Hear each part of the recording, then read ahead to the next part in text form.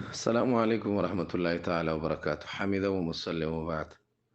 یو محترم ورور پوښتنه کړې ده چې یاره یو کس ته هغه د شپې خپلې کوروالا سره کوروالی او جما وکړي او بیا سحر د هغې حیض راشي بیماري، نو دا به دغه جما نه لامبي او که نه؟ جناب محترمه، د دې جنابت غسل نه دی، دا د عبادت دپاره کیږي او حایضه ښځه د عبادت نه منقطعی موقوفی، فلهذا د دې وجې نه د هغې ته د جنابت مستقل اضافي بیل غسل کولو ضرورت نشته. چې کله پاکه شوه 5-6 ورځې عادتي، نو د هغې نه وروستو بیا د جنابت او د دې دغه غسل یو ترتیب دی، بس چې ویې که هغه د حیض نه هم د دې دپاره طهارت دی او د جنابت د غسل نه هم د دې دپاره طهارت دی. یعنی مطلب دا دی چې د جنابت غسل دا د عبادت دپاره کیږي. که یو سړی د سهار مانځه نه وروستو جما وکړي، نو تر غرمې پورې دا سړی بلکل ګرځېدی هم شي. پښتنو کې خو داسې یو مشهور متل دی چې ځمکه ورته وایي چې ما پرېږده چې کش یې کړم، او اسمان ورته وایي چې ما پرېږده. دغسې څه خبرې نشته په شریعت کې، بلکې بلکل دې سړي ته د دې خبرې اجازه وي چې عام معمولات هم پکې کوی شي، خوراک پکې کوی شي، څښاک پکې کوی شي، ښځه پکې وړه لامدوی شي، د کور نور کارونه پکې کوی شي، ذکر هم سړی پکې کوی شي، ښځه هم پکې ذکر کوی شي.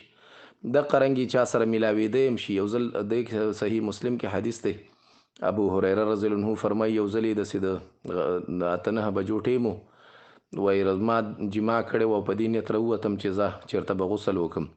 رسول الله وایي ولیدم لاس نه یې کلک ونیولم، راتلې چې راځه تا سره مې کار دی. بوی تلم هلته یو ځای کې وایي رسول الله کېناسته، صحابه ورته راجمع شو، رسول الله مبارک خبرې کولې، صحابه د رسول الله په دې خبرو ورمست شو. وایي زه غلی غوندې وتښتېدم، پټ لاړم. و چې لاړم بیرته چې کله راغلم، وایي رسول الله صلی الله علیه وسلم راته ویل چېرته وې نه ښکارېدې؟ وایي ما ورته پوره قصه وکړه، یا رسول الله ما خو دغسې جنابت مسله وه او بس پټ لاړم، زر ومې لامبل. وایي رسول الله راته ویلې سبحان الله ان المؤمن لا ینجسو، مؤمن خو نجس په دې معامله سړی نجس کیږي نه د جنابت په حالت کې، حالان کې رسول الله پاک او مقدسه هستی ده. د رسول الله د اهل سنت والجماعت بالاتفاق مسله ده چې حرم مکی ده د حرم مدني نه افضل دی، ځکه په حرم مکی کې یو منځ په 100 دی، په 1 لک دی، په 1 لک په 100 زره، او حرم مدني کې په 50 زره دی، یعنی نیم په نیمه دی. خو لیکن کمی خاورې سره چې د رسول الله صلی الله علیه وسلم جسد مبارک لګېدلی، هغه د عرش نه هم افضله ده، مقدسه ده. نو د رسول الله ذات مبارک به څومره مقدس و، حالان کې رسول الله ورته ویلي سبحان الله ان المؤمن لا خیر ده، هېڅ خبره نشته، تا موږ سره ستړي مشي کوله، را سره ناست وې، دې کې هېڅ خبره نشته. نو د جنابت غسل مې مقصد و هغه د دې دپاره کیږي چې سړی پې عبادت وکړي، عبادت د نور عامو معمولاتو د ژوند دپاره هغې ضرورت نشته. نو د دې وجې نه چې کومه ښځه حایضه شوه، هغه خو د عبادت نه موقوفه ده، بنده ده، نو د دې وجې نه هغې ته مستقل د جنابت د غسل کولو ضرورت نشته. دویمه بله خبره دا شوه چې یاره د حیض په حالت کې ورسره سړی جما وکړي یا ورسره لواطت وکړي، دا خو ډېر بې خونده.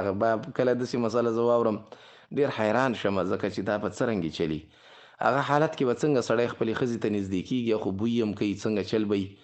لکه یا خو زمونږ طبیعت ډېر عجیبه دی او یا د دې خلکو طبیعت ډېر زیات عجیبه دی.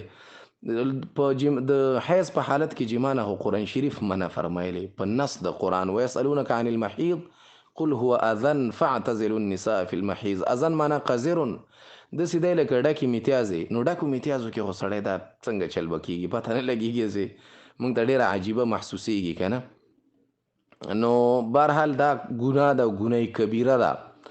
او پاتې شوه لواطت هم ګناه کبیره ده. رسول الله فرمایي کوم سړی چې من اتا الی دبور امرأته یا من اتا دبور امرأته، نو رسول الله فرمایي کوم سړی چې د خپلې ښځې سره کوروالی په دې شاته طرف کې کوي، نو دا سړی به لم یرح رایحة الجنت، د جنت بوی به مو نه ګوري که په دې حالت مړ شه او توبه یې نه وي ویستې. دا د توبه وباسي، دا عمل دې بیا نه کوي. السلام علیکم ورحمت الله.